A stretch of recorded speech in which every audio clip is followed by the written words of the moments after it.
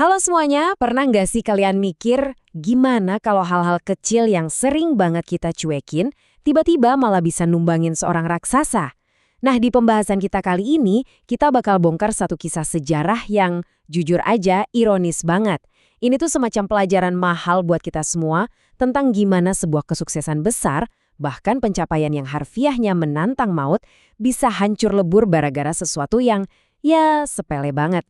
Jadi siap-siap ya, karena kisah yang satu ini bakal bener-bener ngubah cara kalian ngelihat detail-detail kecil dalam hidup. Coba saya tanya deh, menurut kalian mana sih yang lebih bahaya? Terjun langsung dari air terjun Niagara atau makan jeruk? Kedengarannya konyol banget kan? Pasti hampir semua dari kita bakal ketawa dan langsung nilai air terjun sebagai hal yang paling mengancam nyawa. Tapi percaya nggak percaya, buat salah satu pemberani paling legendaris dalam sejarah, jawabannya justru makan jeruk. Loh, kok bisa? Gimana ceritanya? Oke, mari kita bedah kronologinya. Bagian pertama, menantang air terjun Niagara.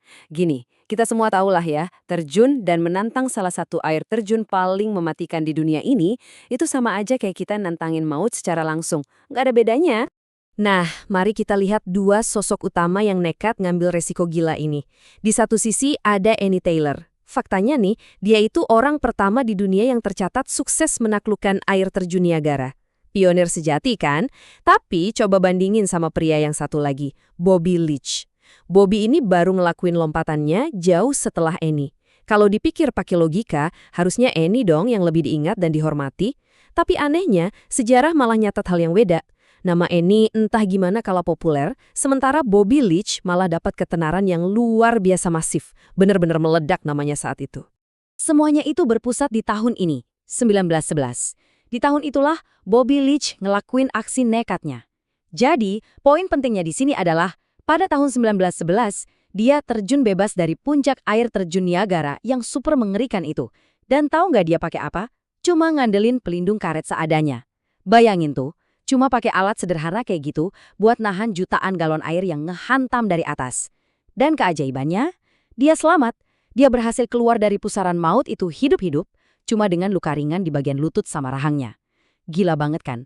Sebuah keajaiban absolut yang langsung bikin dia jadi legenda hidup yang dipuja-puja sama publik. Sekarang kita masuk ke bagian kedua, kesombongan di puncak kesuksesan. Keluar hidup-hidup dari pusaran air Niagara pastinya bikin nama Bobby meroket tajam. Tapi sayangnya, kesuksesan monumental itu malah bikin egonya membengkak. Bener-bener nggak terkendali. Lewat ketenarannya itu, Bobby akhirnya buka sebuah restoran di Bridge Street. Disitulah dia ngabisin hari-harinya. Harusnya kan, dia bersyukur ya masih dikasih napas kehidupan setelah aksi gila itu. Tapi kenyataannya, nggak gitu. Dia malah sering banget sumbar ke pelanggan-pelanggannya. Dia suka banget ngebual. Bilang gini, apapun yang dilakuin sama Annie Taylor, saya bisa ngelakuinnya jauh lebih baik. Wah, dia ngerasa dirinya udah paling bener, paling hebat, dan bener-bener tak terkalahkan. Sebuah deklarasi kesombongan yang, ya sayangnya bakal segera diuji sama takdir dengan cara yang paling gak masuk akal. Dan ini bawa kita ke bagian ketiga, tragedi kulit jeruk. Dari puncak egonya yang rasa tak tertandingi itu, nasib Bobby tiba-tiba ngambil tikungan yang tajam banget. Tepatnya pas dia lagi jalan-jalan ngelakuin tour di Selandia Baru. Coba dengerin kronologinya nih, karena ini bener-bener bikin geleng-geleng kepala. Langkah pertama, pas lagi tour, dia jalan, terus dia cuma terpeleset kulit jeruk. Sesimpel itu. Sangat-sangat sepele. Terus masuk ke langkah kedua, gara-gara jatuh kepleset kulit jeruk itu, lukanya memburuk dan akhirnya dia malah infeksi. Nggak berhenti sampai di situ, langkah ketiga, infeksinya makin parah, sampai akhirnya kakinya harus diamputasi. Dan endingnya, langkah keempat, sang legenda, pria tangguh yang berhasil naklukin keganasan air terjun Niagara itu, akhirnya meninggal dunia di rumah sakit beberapa bulan kemudian. Sebuah rentetan kejadian yang kedengarannya konyol, absurd banget, tapi berujung pada kematian yang super kelam buat seorang pemberani. Nah, masuk ke bagian keempat, hancur karena hal sepele. Kisah Bobby Leach ini bukan cuma sekedar cerita sejarah yang aneh atau lucu-lucuan ya, tapi ini tuh tamparan keras, semacam cermin tajam buat kita semua. Coba deh resapi ironi ekstrim ini.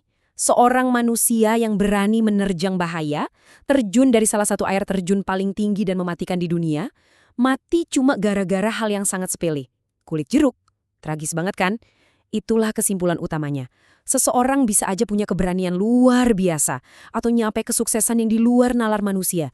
Tapi pada akhirnya, dia bisa tumbang gitu aja oleh sesuatu yang bahkan gak pernah kita anggap sebagai ancaman. Terus, apa dong pelajaran pertamanya dari sini? Simple. Ketika kita sukses, jangan pernah sombong. Ego yang udah lepas kendali itu ibarat penutup mata. Dia bikin kita buta sama kelemahan dan kerentanan kita sendiri. Ingat waktu Bobby Leach nyombongin dirinya di restoran tadi, ngerasa jauh lebih hebat dari Annie Taylor? Nah, di detik itulah dia secara mental lagi matiin kewaspadaannya. Arogansinya itulah yang pelan-pelan ngebangun panggung buat kejatuhannya sendiri yang tragis. Dan dari situ kita narik pelajaran yang kedua. Kehancuran kita, entah itu reputasi yang hancur, karir yang berantakan, atau kesuksesan yang udah susah payah dibangun bertahun-tahun, itu kadang malah disebabin sama hal-hal yang super kecil. Makanya, hati-hati sama kebiasaan kita.